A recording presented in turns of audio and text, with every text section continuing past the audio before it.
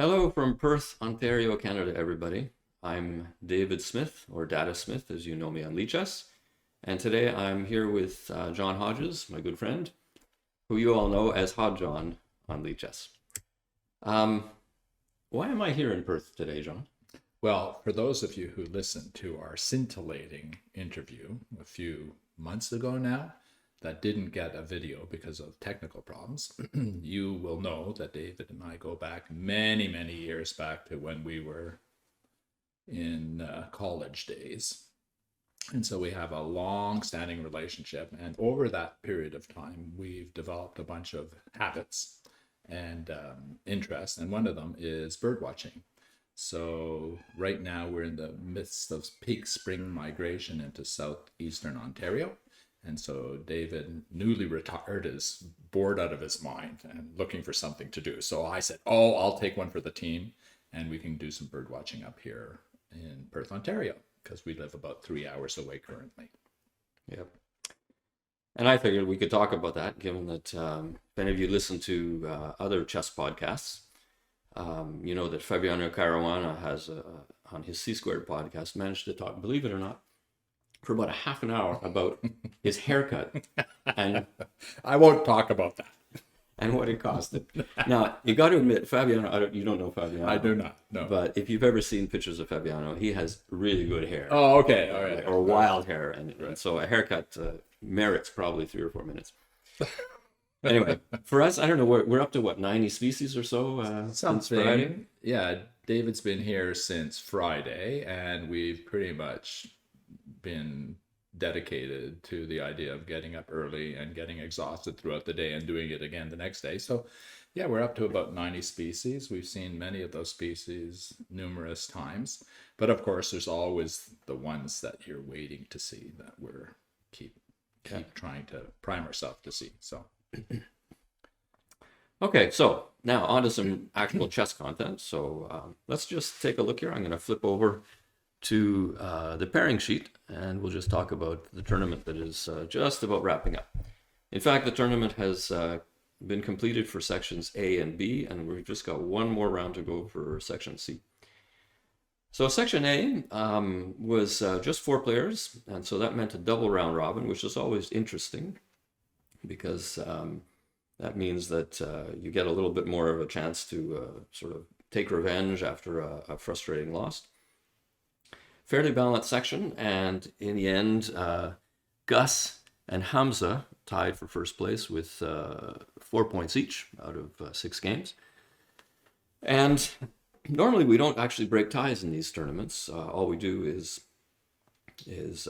we enjoy the games for the game's sake. you have to share the prize.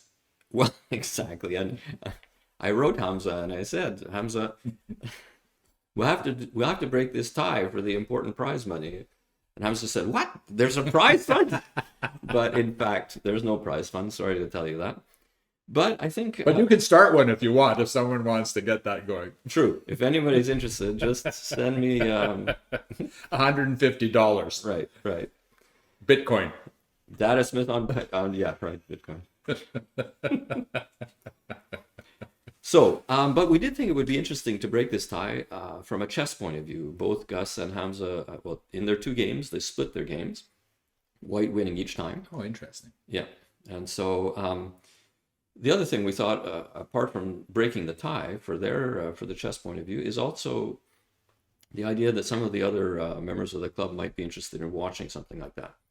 So, in fact, Ron and I have been talking about doing a little live stream watching some of our games, and it seems that watching the tiebreak... Everybody knows who Ron is? Ron is Big Data 1969. He didn't play in this tournament, but he's played in most of our previous tournaments.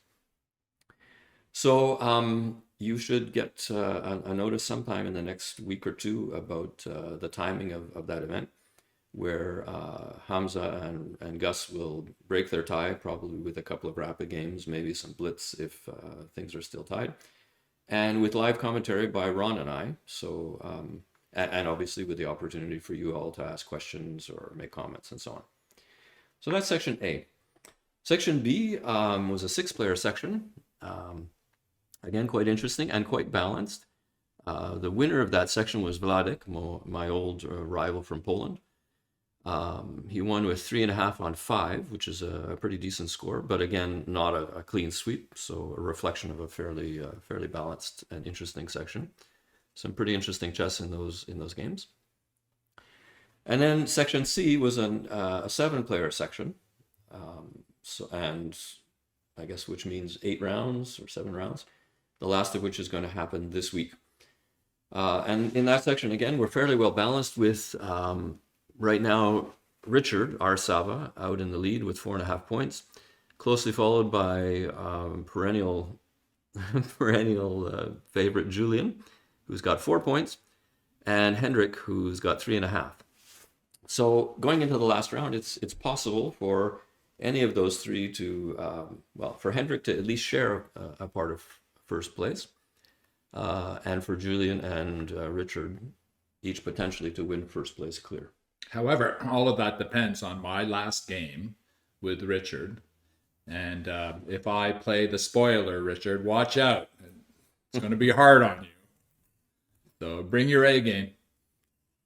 Yeah, and Richard probably will need to bring his A game because you've actually had a pretty good round, haven't you? Or a pretty good I started out with 2 losses, which was very disappointing, both of which were... it's not like some games where you just don't understand what you've done wrong. In both those games, I played a stupid move and paid the price. But I have played, cautiously and carefully in my next 3 games, and I've won 3 games, so I'm pretty happy with that. And now I'm up against Richard for my last game. Richard has the edge though, because I think he's won more games than I've won on our playing history. You've played him multiple times. We played him a few times, yeah. So, have you ever? Do you know? I did. I won once for sure. I can't remember exactly. I think he's got 2 or 3 games, and I've got 1. Okay. So, it's not impossible for me to have a good showing. But I'm sure that Richard was not going to give me an easy go of it. So. Yeah. That's something that we were talking about yesterday about how I think we tend to overestimate or overvalue the numbers in the ratings, Yeah. so that we tend to say, oh, so-and-so is higher rated than me, I'm most likely to lose that game. But in fact, it's not the case. It is a question of likelihood and probabilities. But 100 rating points difference means roughly a probability of you winning 1 in 3, which is a pretty decent shot after all. Yeah. So since he's won the last 2, it's my turn. It's your turn. Exactly. So Richard, just give it up, and we'll go from there. Oh, Joe. I am looking forward. One thing that's been very nice for me in our chess club is to develop personal relationships with the players who I've seen multiple times. And so it's fun to chat back and forth as we're playing our games. I'm sure, if I was to go on chess and play somebody, there would be no chat whatsoever. But in this case, it's fun. And, we're pretty self-critical, and we're hard on ourselves when we lose. And, we understand. I think we're kind of on the same mental space. So it's fun. I've very much enjoyed. I actually play Hendrik H. Wellman once a week outside of the tournament just for fun. And he's taught me quite a bit, actually. So hopefully I'll be able to translate that into a good showing against Richard. I'd like to say it doesn't really matter. But of course, you'd like to win every game. Yeah. No, I think you raised a really good point, and something that we're trying to cultivate here with goofy things like these videos, and that's that. Who are you calling goofy? I'm calling the video goofy, and perhaps the host. Oh. But getting better at chess is yes, it's about studying things, it's about playing, it's about practice. But it's well known that one of the keys too is having a community. That if you have connections to other people. It feels easier to play and more fun to play. You're more motivated to play, and all of those things feed into improvement. And even if they don't feed into improvement, they feed into enjoyment. And really, at our level, Yeah. that's what it's all about, right? Yeah, it is, like as you said in one of your videos, it's a game, and let's not lose track of that. Yeah. So, yeah, none of us, at least in my section, are going to make a living doing this. Yeah. All right. Well, on that Yeah. happy note, we'll get this video out, and as I say, watch, keep an eye on your inboxes for news about our little streaming event with Gus and Hamza for Looking forward to that. yeah. And meanwhile, David and I are tomorrow heading off to a provincial park on the southern part of Ontario into Lake Ontario called Presqu'Île, where we hope to see many, many birds, and should be very exciting.